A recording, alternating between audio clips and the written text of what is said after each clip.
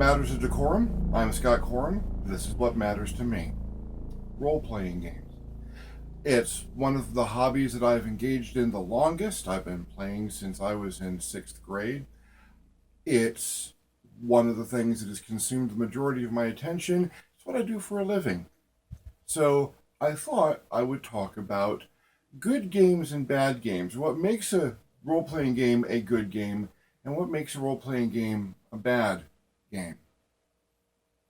I'm not going to compare anything to my role-playing games at all in this particular episode. I will address mine later because I don't want there to seem like there's a competitive edge to this. There are objective factors that make a game good and objective factors that make a game bad. Some of my judgments are going to be more subjective, but for the most part, these are the things that I find, and some of the games that should have been so very good that just weren't.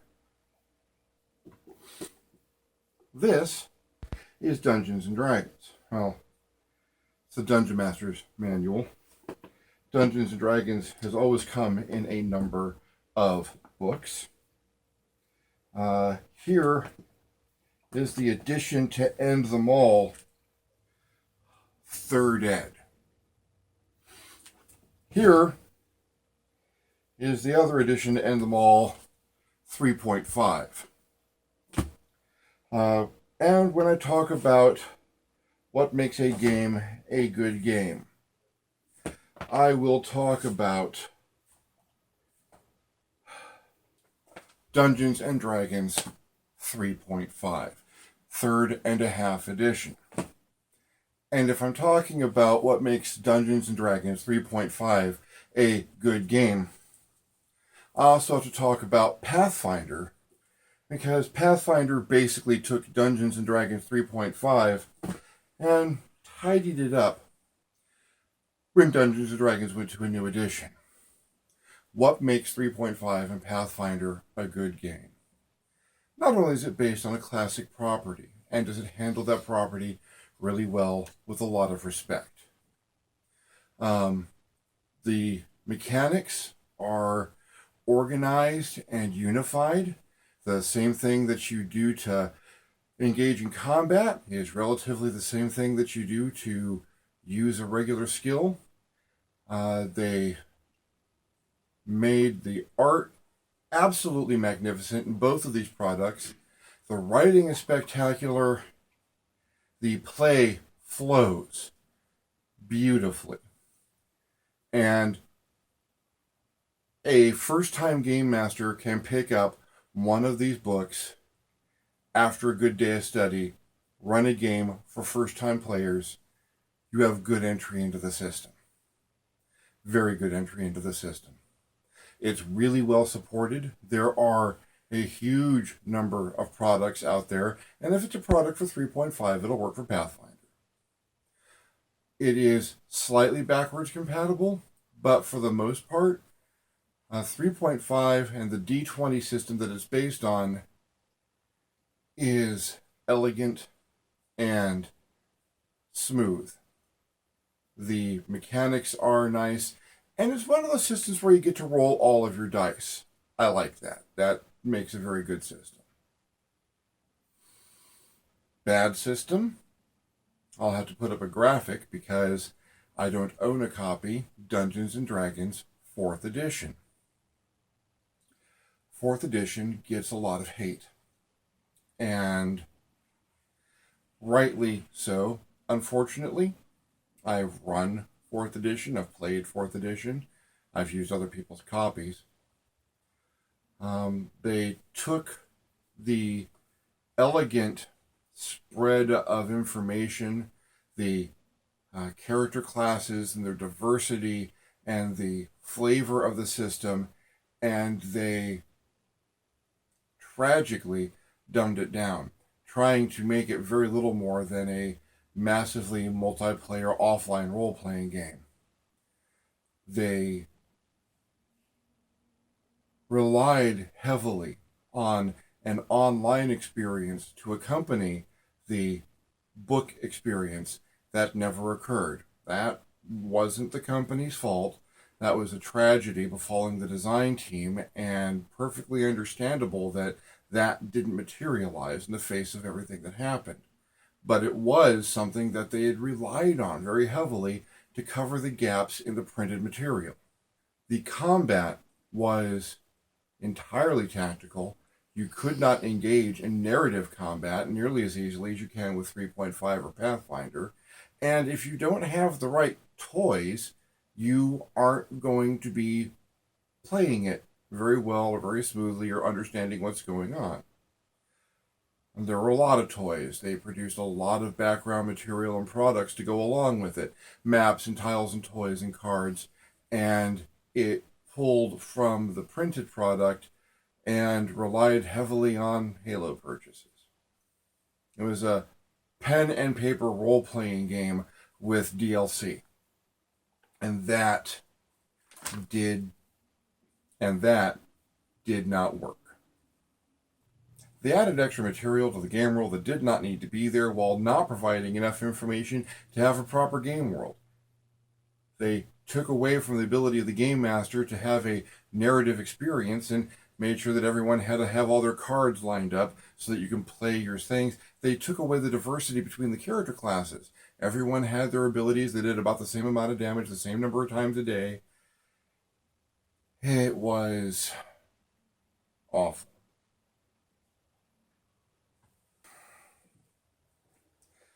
This is Cyberpunk 2020. This is one of my favorite games of all time. It is a far cry from Dungeons and Dragons. It is many people's second love as a role-playing game, certainly mine. It has a elegant, if occasionally frustrating system. It is packed full of wonderful art. It has a unique flavor that has never been matched. Cyberpunk is dark and gritty and street level, and you can get amazingly detailed characters and run very fast, very brutal, lethal combats. You have incredible options for character growth and character modification. It is phenomenal. It is still a game that I pick up this and its supplements, the Chromebooks and Night City. I'll run this if someone asks me to. This is a great game. And oh God, if someone's playing this game, if someone else would like to run it and have me in it, I'm there. Oh, I'm there. They'll need to, just be used to the fact that I'm using the Pacific Rim sourcebook because I'm playing a character with a martial arts form, but I'm there. This is Cyberpunk 23X. This is unfortunately a terrible book. I waited 10 years for this book to come out. 10 years after the last real published material for the original Cyberpunk 2020. I was in the game store the day it was released. They had this copy ready for me. I want you to see if you can tell one of the differences between these books straight off. This book has an engaging cover with colorful art that draws me into the game world. This book has a title. I prefer the system in this book. This book uses Art House Oregon's Fusion system. It's a generic system that can be used for just about any genre of role-playing game, and it is smooth and efficient, and I really like it. I've played a lot of different games in Fusion. If you hand me a Fusion book, I've got a couple, I can run anything. Fantasy, Star Wars, Star Trek, modern-day horror. Fusion is incredible. So the system isn't an issue with Cyberpunk 23X. It's got a better system than the original. I prefer Fusion to Interlock. It's got a better system of distribution of probability when you're rolling dice, and it just flows better. Everything else in the book, it is not faithful to its source material, which is tragic because the same person wrote both of them. I am a huge fan of Mike Pondsmith's work. Huge fan. One of my first utter loves as a game was the original Mechton, his game of Japanese giant robot combat. Mechton, Mechton 2, Mechton Zeta Plus, the upcoming Mechton Zero. Oh God, I want these things. And his detail-oriented work with the machines and the guns and all of that just isn't in this book. It's not 10 years worth of waiting. It took a very serious and very gritty and very detailed game world and broke it down into these ridiculously cartoonish, poorly demonstrated the concepts in this book, that you can no longer use money to get special equipment, but must rely on your honor with one of a number of street gangs, each of which controls a different brand of technology. It's vaguely interesting, but it's not cyberpunk. The constantly changing, nano rebuilding cities that will eat you if you lie down too long. The history of the world since the last edition, and the contrivances that make it impossible for people to know what year it is exactly. That there is not only no more data, but there is no more paper. It's all gone, and now people are just guessing at the year, and yet we still have all of our computer technology and advanced nanomimetics, and it's a mess. One of the other things I have to touch on talking about 23X is the artwork. Cyberpunk 2020 and just about all of its supplements have some of the best artwork you're ever going to see. A lot of it is borrowed from techniques in other books or borrows from other inspirational material for a lot of its form, but it is stylistically unique and carries the flavor of the material. If my 2020 character picks up a Colt M1911, there's a picture of that Colt M1911, I know that someone on the other side of the world playing the same game, picking up the same gun, is picking up the same gun that I have. The artwork in 23X is, I kid you not, black and white photographs of Barbies and G.I. Joes and bits of Lego dressed up like cyberpunk people. It does not reflect the other material in the book. It does not provide any line art for technology, for weapons, for anything. There's no drawings of the technology. And there's so much new technology introduced, there's no visual reference for it. I can kind of imagine it from what verbal description there is. But in a game where there is a class of character that pilots giant robots, there are no pictures of giant robots in this book.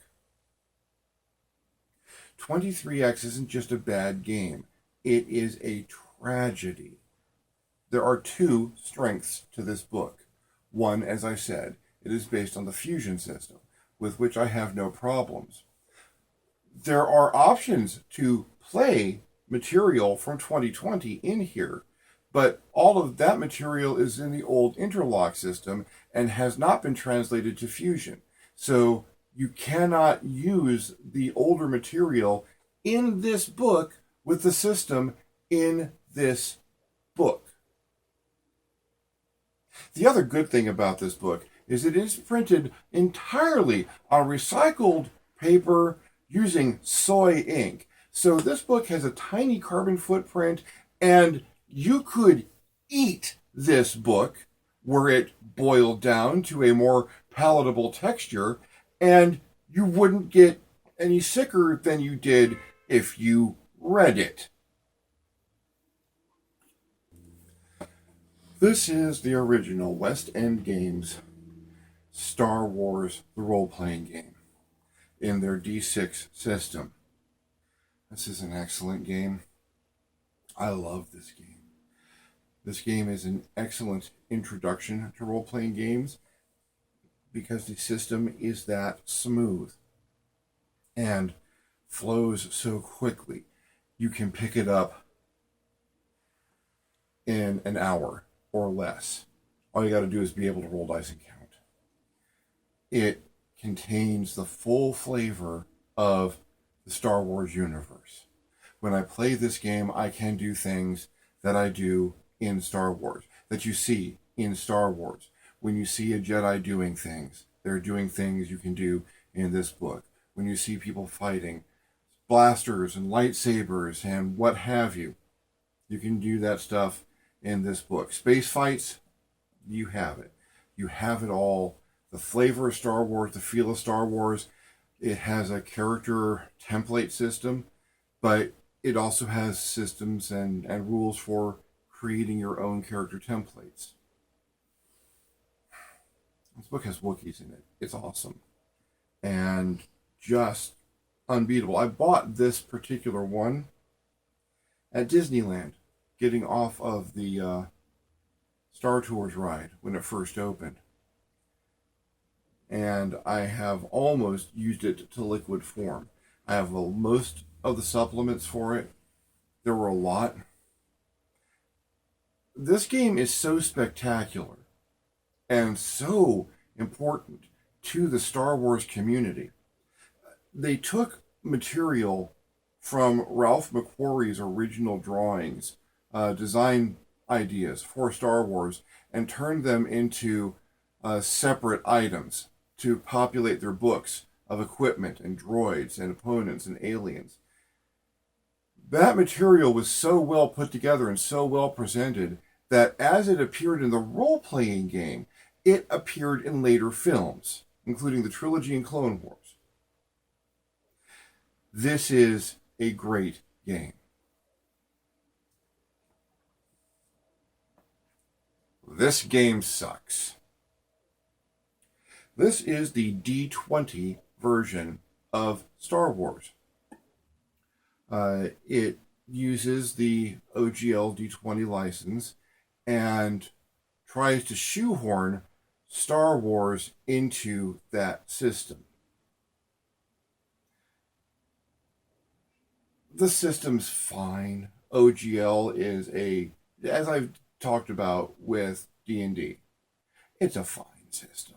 It flows, it's elegant, it gets the job done, the mechanics are standardized throughout all of your different actions, but I can't do Star Wars stuff with this book. It's level-based, like OGL, like Dungeons and Dragons, so your first level character is not accomplishing very much, and your higher level characters are accomplishing too much. There's a very small window of happy balance where your characters are actually behaving like characters in the movies, and for the most part,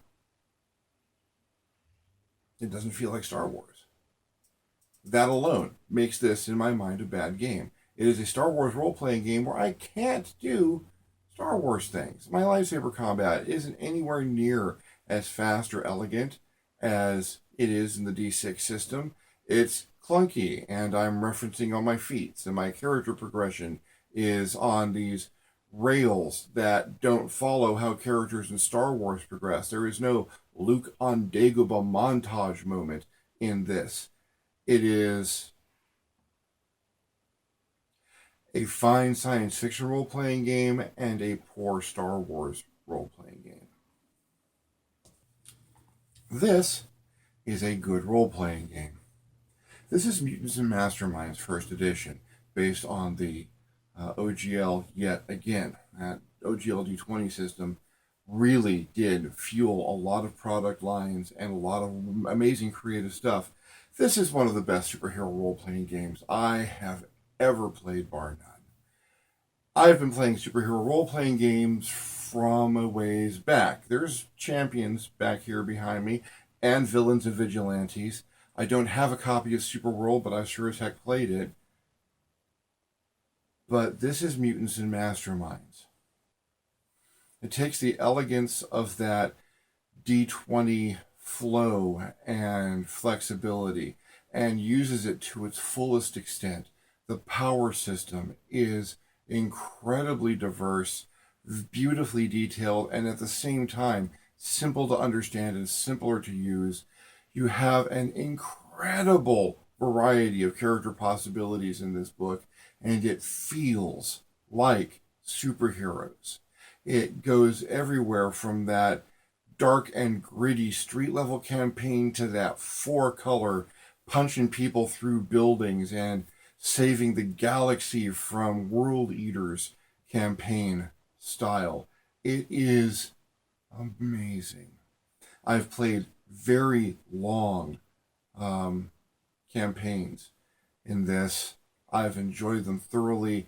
I have friendships that developed through games of this. Cool. I love this game. In comparison, I offer a game I do not have a copy of, Mutants and Masterminds 2nd Edition. I won't even talk about the 3rd edition. Mutants and Masterminds 2nd Edition attempted to divorce itself from the mechanics of the OGL. There were issues with the OGL at the time, so that's understandable, but they did it in the most ridiculous, asinine way possible.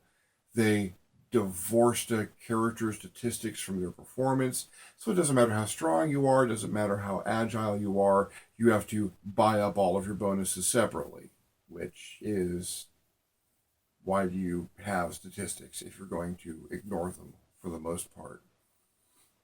The scale of the powers was altered to be, you could get more result out of a power, but you could take it ridiculously. I was able to make a character in Mutants Masterminds 2nd Edition named Mr. Everyone. He was everyone on Earth. He had so much duplication that he had 10 billion duplicates and enough shapeshifting that he could appear to be anyone on the planet. So he was, in fact, actually everyone on the planet. Everyone was my character. If I walked up to someone, anyone, the villain or a minion or a cop or what have you, there was a chance that that was one of me who understood he was one of me. And I could just say, hi, I need to go into this top secret facility. And they would say, sure, me, go right in. You can make a ridiculous character in just about any game system. You really can. But Mutants Masterminds 2nd Edition took what was a beautiful, elegant, and perfectly functional game system and wrecked it. I hope you're starting to see the pattern here. Next, we come to the World of Darkness. White Wolf's WOD. Using a White Wolf system. I'm going to speak about, there's a lot of different games within that. In the original editions through 3rd, every different game was its own game and system. Vampire, the Masquerade, Werewolf, the Apocalypse, Mage, the Ascension. And those were all really good. Mage is my game. It's tremendously high concept. It is reality bending and reality challenging, and White Wolf games have always had this amazing flavor to them. 3rd edition was a little watered down. 2nd edition Mage was actually much better, but it was still just amazing. It was an experience. It made you feel like you were in it. The dice rolling system took a little getting used to, but and it was relied very heavily on the game master coming up with target numbers on the fly. So not perfect, but the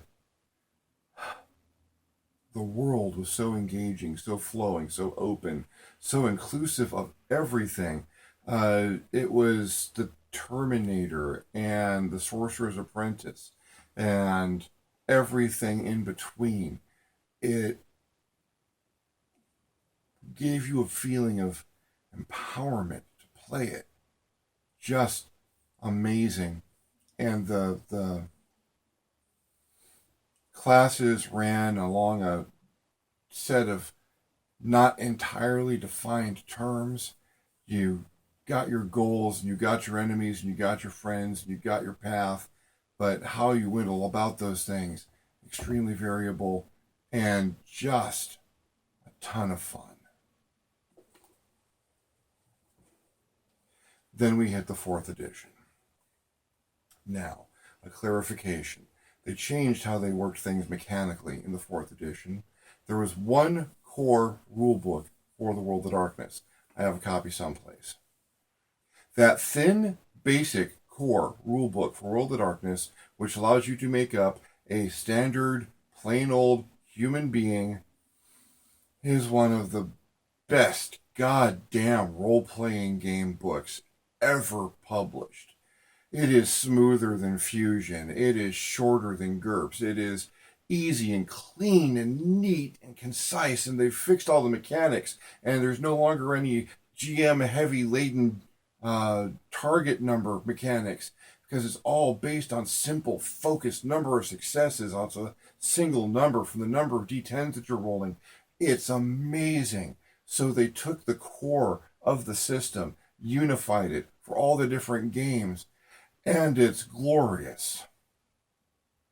And then they fucked up absolutely everything else. They took the open, clean, beautiful, wide possibility world of 2nd and 3rd edition Mage,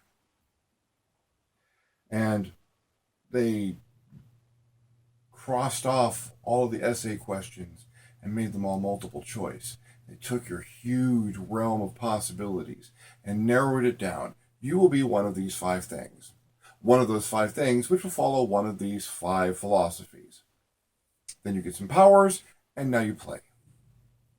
Exactly the same as their new vampire and their new werewolf and their other properties, Prometheus and Spectre. You will be one of these 5 things. One of that five thing will follow one of these 5 philosophies. Then you get some powers, now you play. Boring. You have this convoluted origin story for why there are mages, where it was left as a question mark before. And it's okay, but it's there. There's an answer to this question mark that was half the fun before.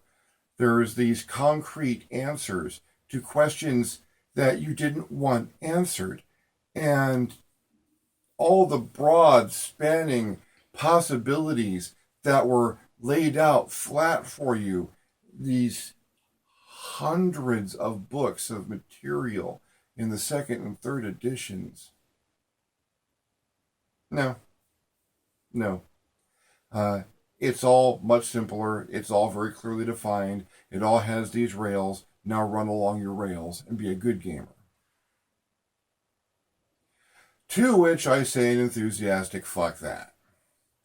The book is beautiful. The artwork in White Wolf books is spectacular across the board. It always has been. I never expect that to change.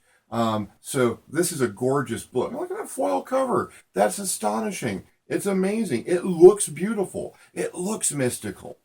And it takes all of the mystery out of the game and gives you this decent enough mystical background, but it takes all the things that made Mage unique and pitches them. They're not important anymore. You have answers. With a game that was always about the questions. One more. Now we come to one that really hurts. I mean, it is painful for me to talk about this game in this way. And that is Steve Jackson's Generic Universal Role-Playing System, or GURPS. This is the 3rd edition of GURPS. And, God, I love this game. I have a number of third edition books. None of them are in very good shape because they've all been used extensively and lovingly and constantly the whole time I was using this system. That is a well worn book, well traveled. It went to conventions with me for years. I was an MIB, or Men in Black, one of the Steve Jackson Games volunteers, for years. I ran tournaments, I ran tournament games. I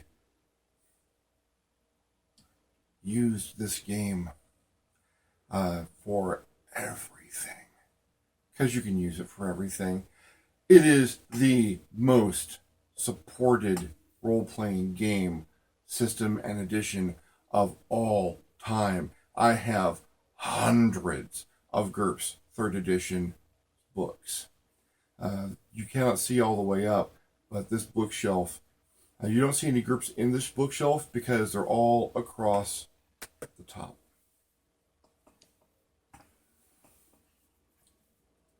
It is a complicated system and an extensive system. It contains material for running from Stone Age through the highest technologies where instrumentation is just a concept.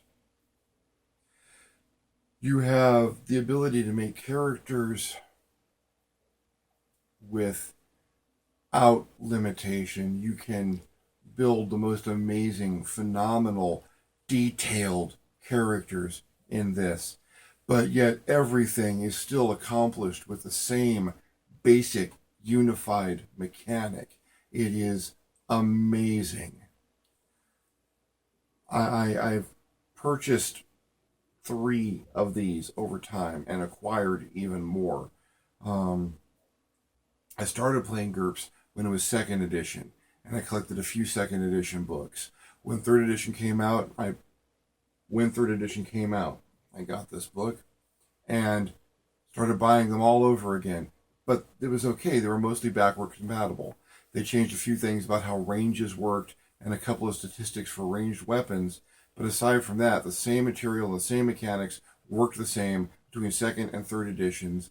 So all the books that I'd had before, I could still use in third edition. It was magnificent. You buy a new book, you've got new powers, new skills, new equipment, new characters, new horizons, new possibilities. It was all absolutely amazing.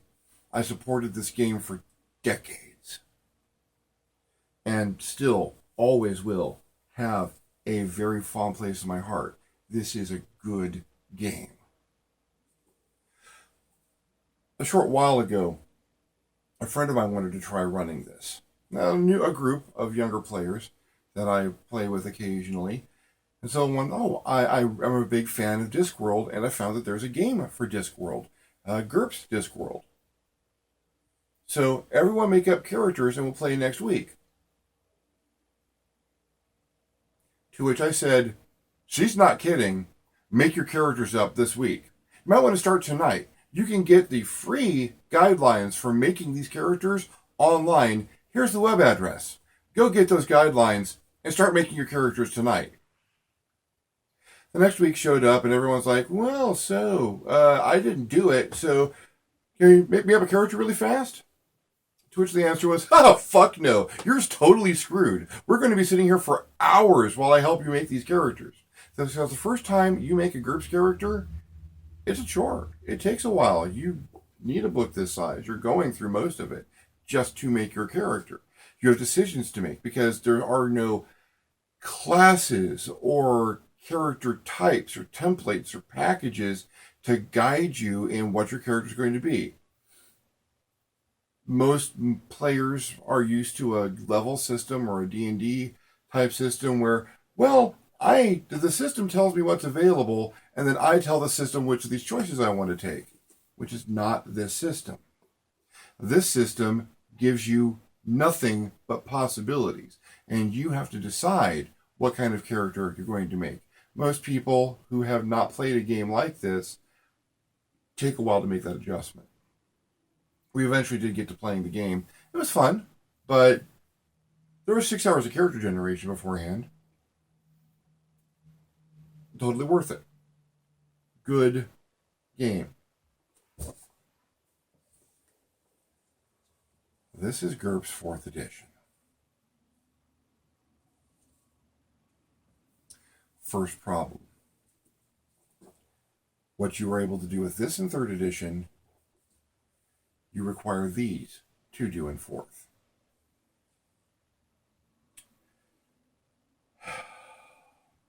These are $35 books. These are $35 books. Granted, I got this a while ago. I mean, quite a while ago. My 3rd edition days are, well, the 90s were very good to me. $30. So the price for this and this, comparable over time. But this is a $70 game to enter.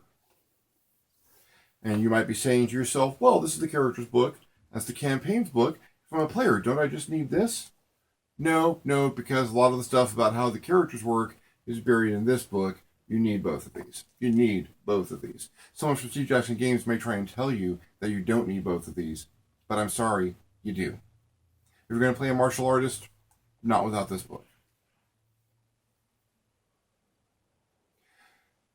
They took what was a beautiful, elegant, glorious system, and they made changes to it that no one asked for. They altered how some of the most basic elements of the game worked, reorganized a lot of old information that didn't need to be reorganized, changed the mechanics that didn't need to be changed, and that's not the worst part. When I bought my 3rd edition books, my 2nd edition books still work just fine. GURPS 4th edition is not backwards compatible. Enough of it has changed so that whilst the basic mechanic remains the same, how other things are handled in the game, particularly equipment and abilities, are different now. So my 3rd edition books are no longer a resource for the current edition of the game. Next problem.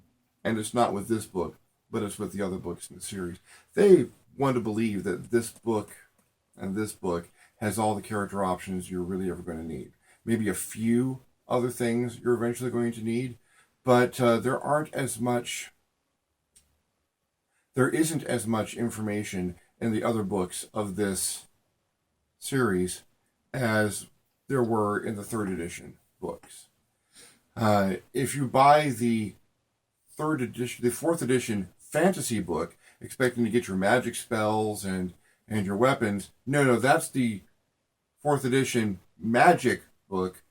4th edition fantasy is a series of treatises on how to run a fantasy game and some information on how to run a specific game world, but not specific game world information, because that is in GURPS Earth, the source book for their classic fantasy world. These books also run $30 to $35. They are hardcover, 4-color print. Where before I was able to drop $20, $30 on soft cover black and white books, 1 or 2, which would do the job, now I am investing $100 to play the fantasy game, or $70 to play the fantasy game, and $30 to get a treatise on how fantasy games should be played in hardcover, 4 colors.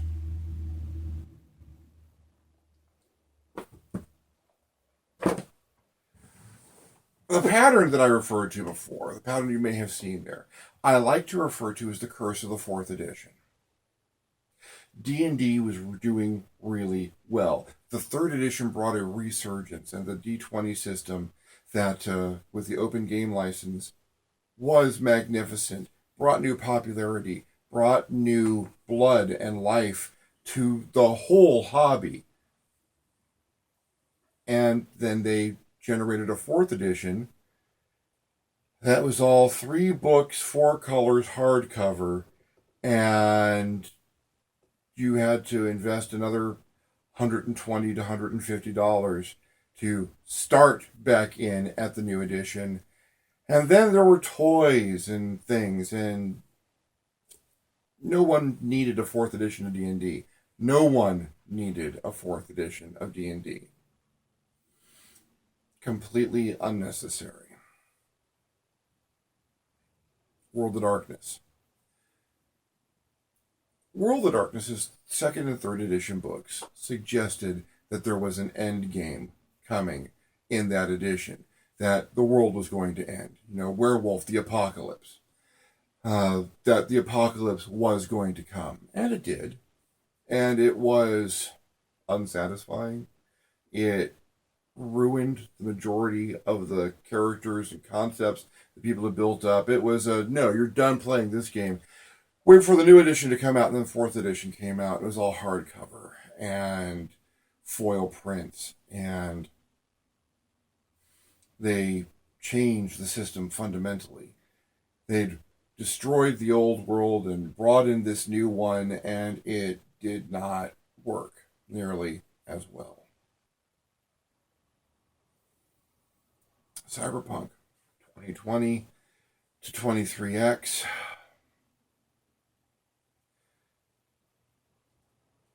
I can't think of that as anything but a horrible tragedy, because something bad happened. Something bad happened to the creator of the game, and I felt it. I felt it in every page of 23X. It was an exercise in venting, but it did so by destroying the structure of the game, the whole experience that people had gotten used to and had come to expect. Now, with a number of these games, there are theories as to exactly why changes were made when none seemed necessary. Wizards of the Coast produced the open game license, and essentially saying, here's our D20 system, anyone can use this. Anyone can use this freely as a basis for their products, and people picked up on it and ran with it, and you got beautiful products like Mutants and Masterminds First Edition, and then Wizards threatened to pull the open game license. Well, we're not going to use it anymore, and we're going to see to it that no one else uses it either. Which doesn't work. It, according to rumors, or I'm not entirely up on the history of it, what I've heard is that their attempt to pull the OGL did not go the way they wanted to, but by that point in time, they were committed to producing 4th edition. Something so different from their original D20 system that it wouldn't have needed the OGL to function. I've talked before about nerd rage, about fan rage. That when you walk around in an intellectual property, you buy a little piece of the real estate with your time and your involvement and your effort. And that's never more true than when you talk about role-playing games. Because you are literally taking the time to explore areas of intellectual property that other people have not. There might be a written adventure, but your players are not going to stay on those rails. They never do. Players don't enjoy staying in the box, and they shouldn't. Those people have walked in there, talked to the people in the books, rolled dice to see if they're going to fight them or con them or seduce them or perhaps all three. So when you change an intellectual property, like the Abrams Star Trek reboot or the alterations made to Star Wars with the original trilogy, or Battlestar Galactica, you're going to get a certain amount of resistance from people because they've bought that intellectual property as a piece of their own. When you change a role-playing game, fundamentally, when you alter the rules for how the universe works, and then you take that backstory that you have constructed, that people hopefully have enjoyed and involved themselves in, because I know I did, all of them. When you take that backstory and say, nope, This is entirely screwed now. Everything that you knew is wrong, and everything that you did does not matter.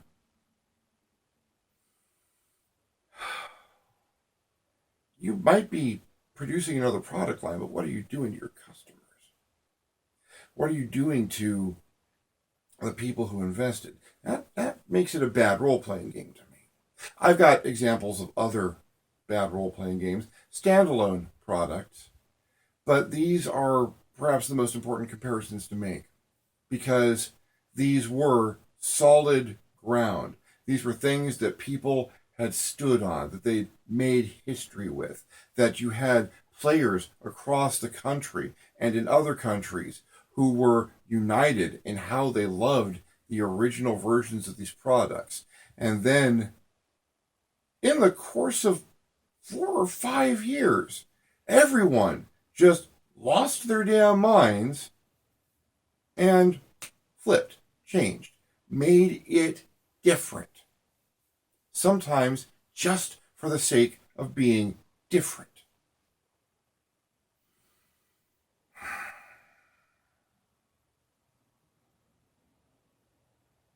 A lot of the games that I've played in the past 10 years, little pickup games, games off to the side, have been healing experiences. We've picked up old editions and played the old editions in the old history, in the old world. We've tried to translate the old worlds into the new worlds, taking the old backup material and world building and using the new system and trying to carry it forward. And those are wonderful experiences.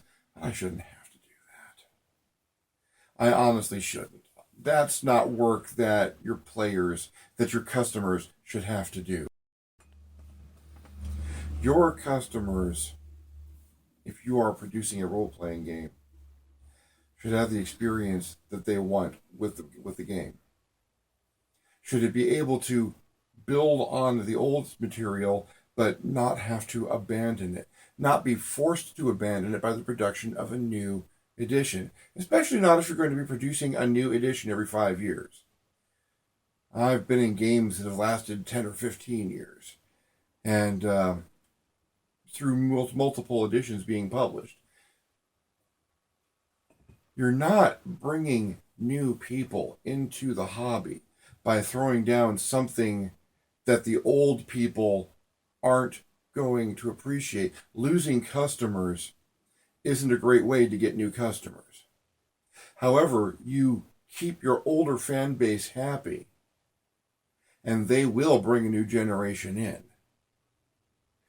You don't destroy your old world to build a new one on its rotting ashes. You keep building that world and increase the volume of material that supports it. And you have the older people bringing newer people into a bigger world.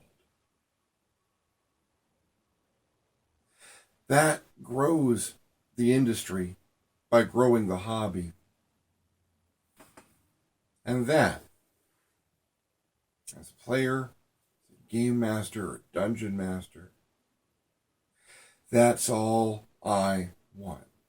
I want a world that I can make changes in that doesn't get shaken like a damn Etch-a-Sketch for whatever reason and then handed to me with a smile on your face saying, "We thought these changes would make it better. Enjoy." Because they didn't.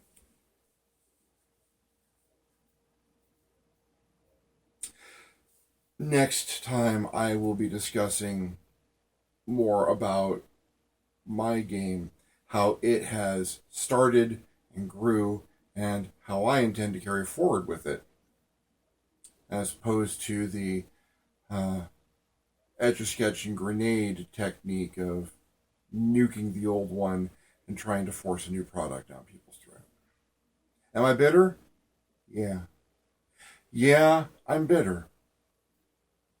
But I'm not alone, and that bitterness has translated into industry. In the meantime, I'm Scott Corum. This is What Matters to Me, and I will talk to you next time on the next Matters of Decorum. Hi, Scott Corum here. This is the part of the video where I say all the boring things, like, subscribe, share, and that I do have a Patreon account. So if you could visit this link right here and have a look at my Patreon page, consider pledging. Anything that you can offer would allow me to continue to produce videos like this and to produce special supplements for my role-playing game. Hopefully you're interested, and hopefully I can keep you interested. In the meantime, thanks just for watching, and I'll hope to talk to you again soon. Thanks.